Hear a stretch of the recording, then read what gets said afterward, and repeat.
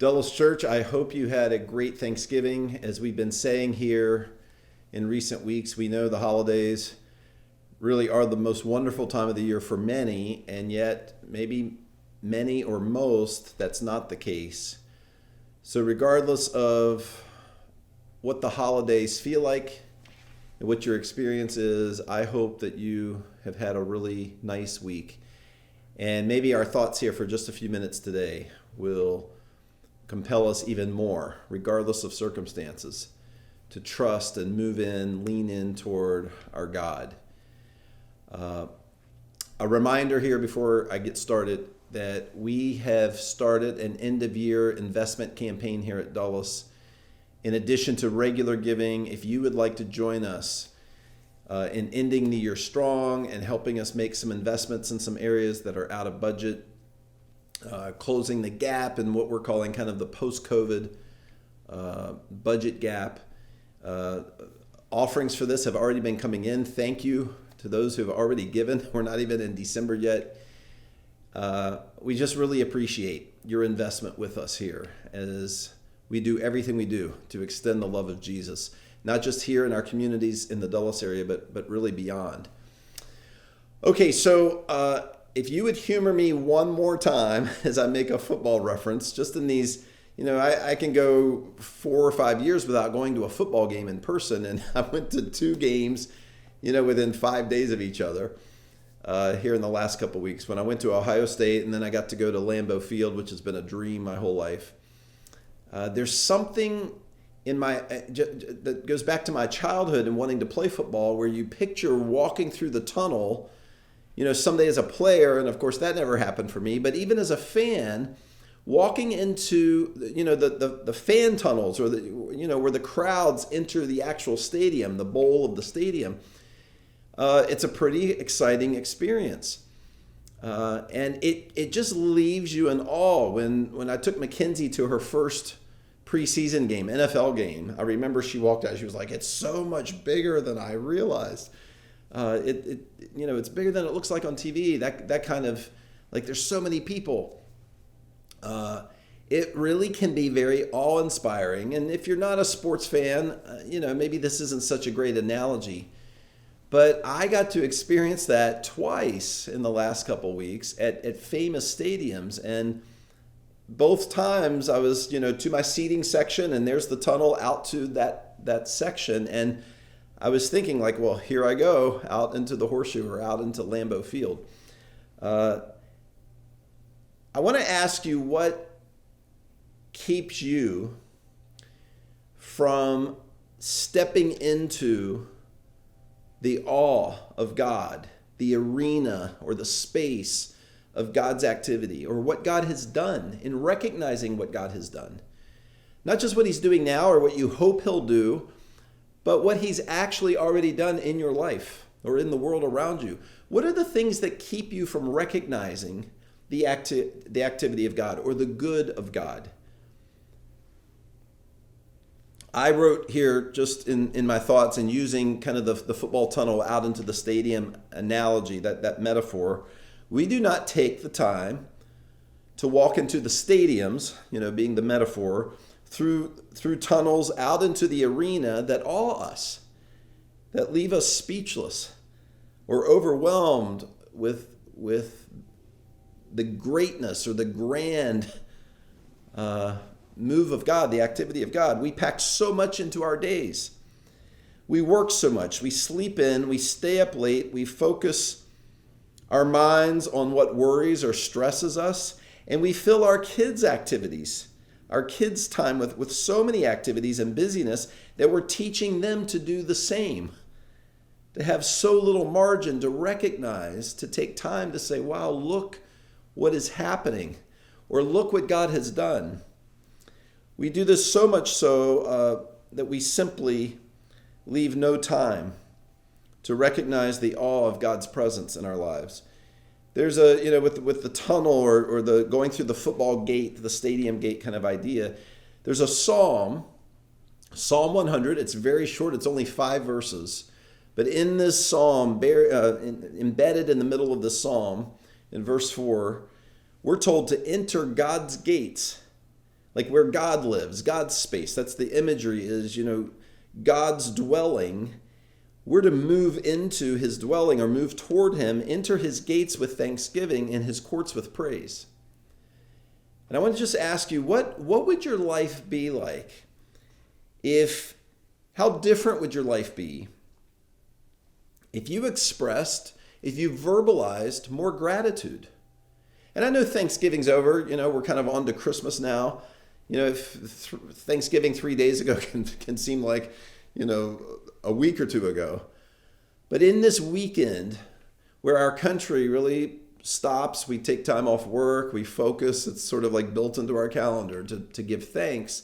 This is a spiritual principle where not just a psalm here and there, but all throughout Scripture, we're told that if the posture of our hearts, the language of our lives is gratitude and thanksgiving, we actually recognize we are opening the door to God's own invitation to him, to his activity, to his work, to his good.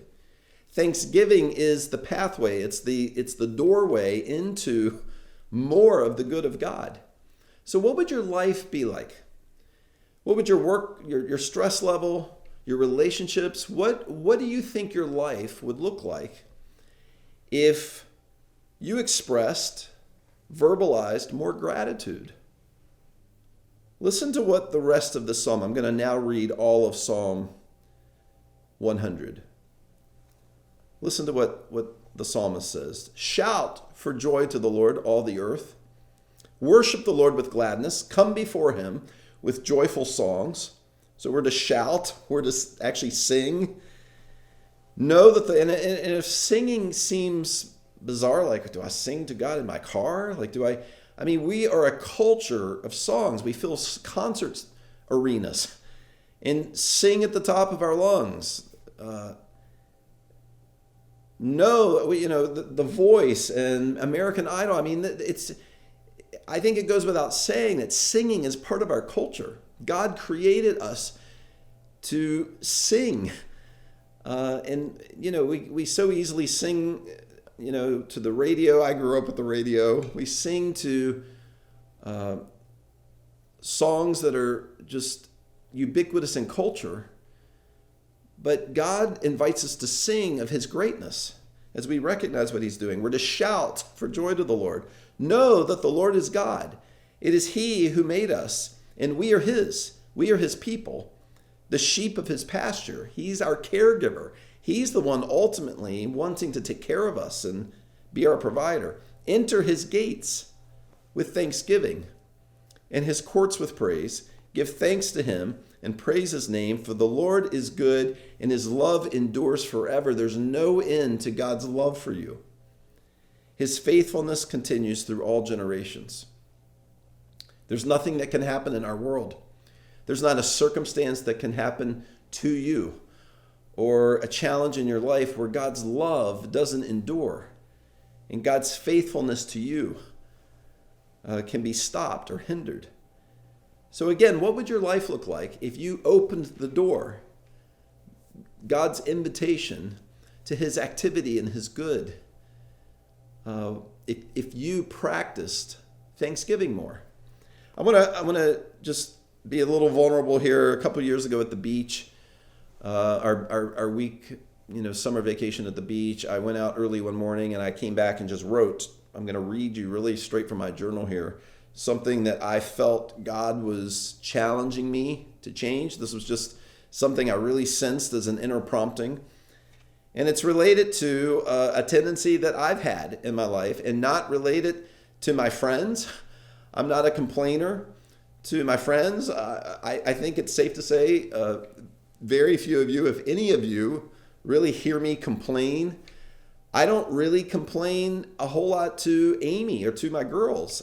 I recognized on the beach that morning, I tend to use my mom and dad and my brother, what I refer to here as my childhood family, as sort of the people I vent to, whether it's just discouragement, or random disappointments or frustrations in some way.